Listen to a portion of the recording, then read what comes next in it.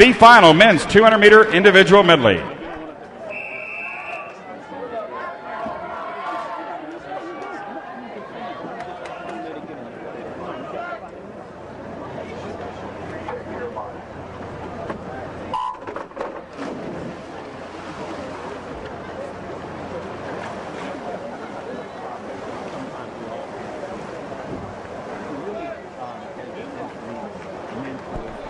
Sean Matthews at 2:02.38, the quickest swimmer making it into the B final. Took a 2:03.58 to make it back. That was Adam Ritter, the 26-year-old from Tucson Ford there in lane 10. Austin Thompson, Tucson Ford, 26.2 at the 50. His teammate Ritter at 26.3 out of lane 10. Folks, you don't have to wait till the last 50. You can cheer anytime you want to help somebody out. It doesn't even have to be loud. They can hear it. Good tempo there in lane 2 by Chase Kalish of North Baltimore.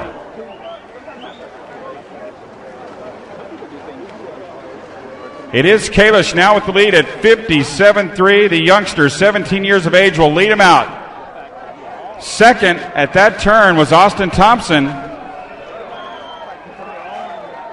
That's it, folks. Show them some love. Help them out.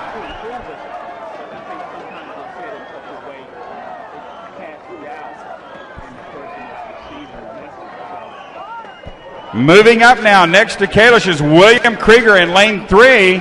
And over there in 7, it looks like Jack Brown.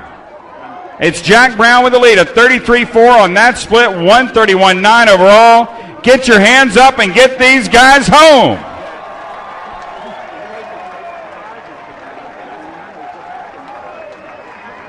Kalish and Brown in a good battle down the stretch, but Jack Brown beginning to pull away. We've seen this before. The veteran out of the NCAA battles is trying to hold off the up-and-comer, and it is going to be Jack Brown at 2:00.82. Second is Kalish at 2:01.79, and third, Austin Thompson, 2:03.19. Let's give those guys a round of applause. Nice job.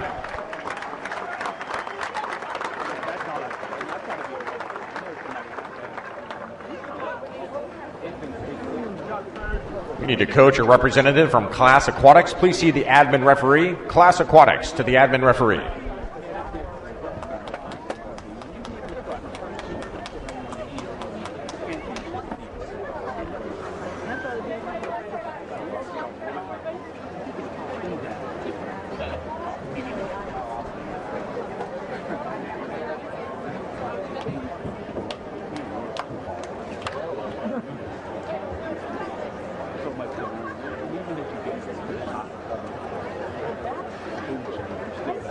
Let's make some noise for your A-Brian. This is the men's 200-meter individual medley.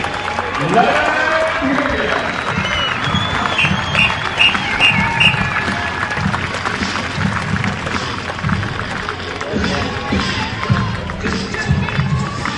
In lane number 1, representing Palo Alto, Stanford, and Cal, a member of Cal's 2011 NCAA Championship team, Ben Hinshaw. Lane 2, representing North Baltimore, third in the 200-yard IM at the 2008 NCAA Championships, Todd Patrick. Lane 3, swimming unattached Trojan, a member of the 2011 World University Games team, William Harris. Lane 4, representing Tucson Ford Dealers, 2010 NCAA champion in the 200 breaststroke for Arizona, Clark Tyler Harris. Lane 5, representing Lake Forest Swim Club, the 2010 NCAA Swimmer of the Year, Connor Dwyer. Lane 6, representing Tucson Ford Dealers, a 2-time NCAA champion in the 200 backstroke for Arizona, Corey Chipwood. Lane 7, back at Stanford, California, Conoco Phillips USA Swimming National Championships. Time for one of the fun. It's always, the IMs are fun when you're up here watching. Maybe not as much fun swimming them, but This is the shorter distance, of course, the 200 IM. The 400 IM already contested here, and Connor Dwyer swims for Greg Troy at University of Florida, finished second in the 400 IM. Veteran Robert Margalis also in this final. Robert Margalis, 29-year-old, won the 400 IM. As you see, the seven-swimmer field, we got a nice mix of veterans like Margalis and Todd Patrick and Dwyer and young swimmers. Austin Surhoff was an NCAA champ last year. Kyle Whitaker was in the NCAA finals this year. Ben Hinshaw was on the NCAA championship team at Cal. And the funny thing about this, Rowdy, the nine of the 10 fastest swims ever in the 200 IM belong to Lochte and Phillips. So this does not follow the theme we're talking about of chance. Yeah, including the most recent world record by Lochte, 154 flat, which was the first world record in 19 months that he set back in Shanghai, and elected not to swim this event. This is one of those events, Ted, that I wouldn't want to be a 200 IMer. With Phelps and Lochte about 4, maybe 5 seconds ahead of anybody else in this country anyway, and 3 seconds ahead of everybody else in the world. So it's not just the United States. They are head and shoulders above everybody else right now. Lochte set a world record last week, and Phelps won the silver with his fastest time ever. So they clearly have set the bar way above everyone else. So now it's an opportunity here, at least for a national championship. Or try to sneak up on them a little bit. You know, try to get up there in maybe 157, 158 range. I still love Connor Dwyer. He's right there in the middle of the pool in lane number 5. He's the top qualifier, the only guy to break 2 minutes in the prelims, and he has a spectacular second half. Really good, solid second half. He's out of it right now, but Black Cat, he starts to get into it in a hurry right there, and he just takes off in the breaststroke. By far better than anybody else in the breaststroke off of the prelims. He was 34 plus coming that third 50, and he's a really good freestyler. I still have high hopes for Connor Dwyer on the international stage. There you see Connor Dwyer now starting to edge ahead. Very balanced. Todd Patrick near the bottom of your picture. Clark Burkle, Corey Chitwood. Well, Burkle's also a very good breaststroke. I thought he would be able to stay, but he stayed with Dwyer a little bit. You see him right underneath Dwyer, but he just doesn't have the freestyle to match Connor Dwyer. He is so good on that back half. Went 159.3. If he could get under 159, I certainly think that's going to give him a little bit more confidence. He went his best time in prelims. That was 159.34. Dwyer's got a shot to beat that here, as Connor Dwyer comes in to win a national championship, and he does swim a personal best at 59.19.